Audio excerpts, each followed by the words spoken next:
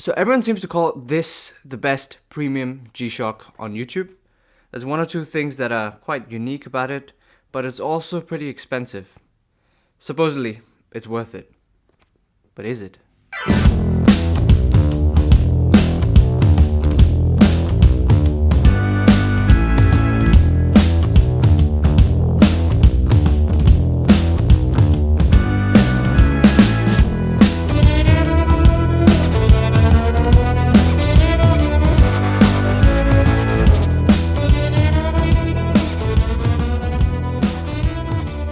So this may seem like a pretty standard G-Shock square. It's very similar to the 5610, the very popular, that's probably the number one G-Shock square, but it's not quite the same. So I'd call the 5610U G-Shock square the G-Shock of G-Shocks. But as of recent, I do think that the Casio lineup has overthrown this 5610 in terms of popularity and ubiquity. So this watch, it shares all the same functionality. It's not a 5610, but it's a 5000U.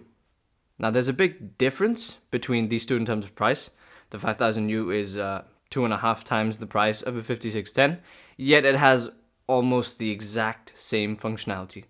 Actually, in terms of features-wise, it is the exact same. So it's got a stopwatch, timer, bunch of alarms, multiband 6, which means it uses radio signals from 6 worldwide atomic clock towers to automatically set itself to the exact time once every day. This is a common feature in a lot of Casio watches, whether it's base level G-Shocks or whether it's Pro Treks.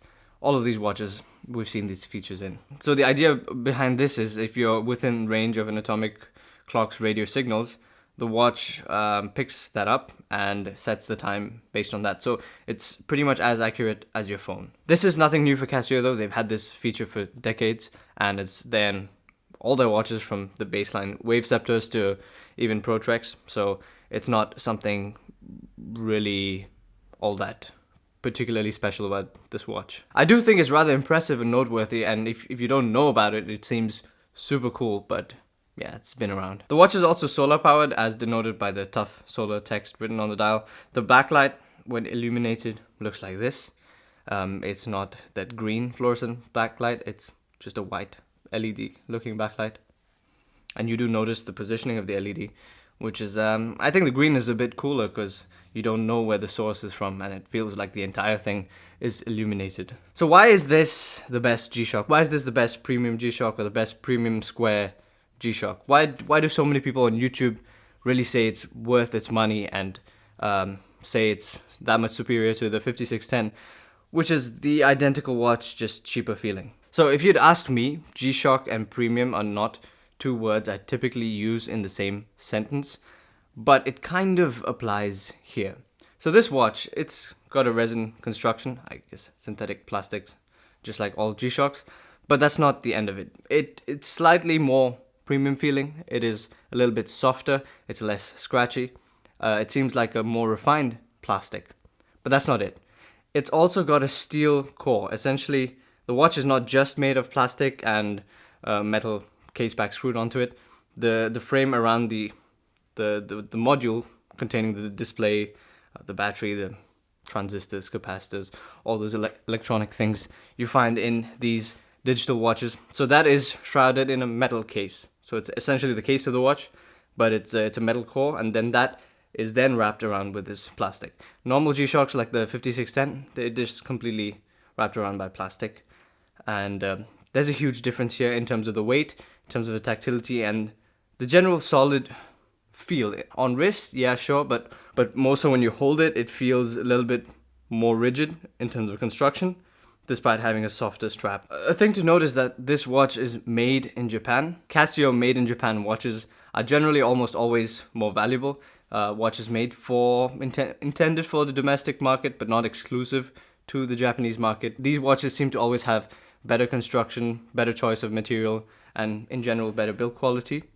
And you kind of can see that in this piece. The strap does feel really good, and the display, it's really clear. I would argue that the display has a bit more clarity, and it has better viewing angles than the regular 5610. This thing is no Patek Philippe. It's a G-Shock through and through, so don't mistake it for anything other than that. But it's just that extra bit nicer. Although, speaking of quality control, this watch seems to have an issue with turning on the automatic light. So typically when you rotate your wrist, the light turns on if you have the function enabled. I don't know if it's an accelerometer or gyro based thing, but this one kind of doesn't register the motion that well. I've tried it a bunch of times on wrist, couldn't really get it to work. Here you can see me really flicking it in my hand and it turns on, but it's not that good. Now the main factor giving this watch its premium label is actually not just the steel core or the weight in hand or the materials. It's the price. It is really expensive. I mean, for what you're getting, it's really expensive. If you just look at all watches in general, well, it's not expensive. But if you can get the same thing at 2.5 times less, then it's a bit to think over. This watch is anywhere between $250 and $300 US. Maybe you can find it on a deal for a little bit less than that. But it is a bit more limited and harder to find than a regular non-Japanese made G-Shock Square. So that is actually a lot of dough for the made in Japan aspect and the steel core. So that makes you think about who this watch is really intended for, because the functionality is the same. So is it for a G-Shock collector, someone that wants to have one of each? Sure. So it's easy to understand when someone buys it from a collector perspective. The price is a little bit irrelevant in that case. But for the everyday person that wants a G-Shock, if you have a couple of G-Shocks, maybe it doesn't make all that much sense to get this piece. But if you're not a G-Shock person, like me, I'm not particularly a fan of G-Shocks and I don't have a yearning for them. I have no interest in collecting them or their different variations. And but you still want one. You want a quality watch and you want something that feels nice because all your other pieces are mechanical or have really good construction. And so you don't want something really light and plasticky. Then I understand getting a piece like this. It's a little bit more special. It's a little bit more unique. You can think of it more as a watch and not just as a tool. And if you're going to use it in such a context, I can see someone paying the premium for that. So to bring an analogy that might help it make more sense, you can go and get a coffee at a fancy coffee place. You're still getting coffee. Once you drink it, it's done. Or you can get a cheap coffee that just does the job. You always associate a more pleasurable memory with the fancier coffee if you like that coffee. Not if it's a ripoff, obviously. But if you like that coffee, the memory and the time spent drinking it, you're more likely to remember that. It's likely to be pleasurable. But the cheap coffee does the same kind of job. So it's the same thing with this watch, really. Do you want just a run-of-the-mill G-Shock? Then this is not the one. But if you want to make it more of an experience, if you want to attach more importance to the watch itself and the quality of time with the watch, then this kind of makes sense. I'm not really a G-Shock enthusiast, but I can still sort of see its appeal. But would I get this watch? Did I buy this watch? No. I would not spend this much more for kind of the same thing. I would get something that has a lot more features. And that's why there's a video coming on this very soon.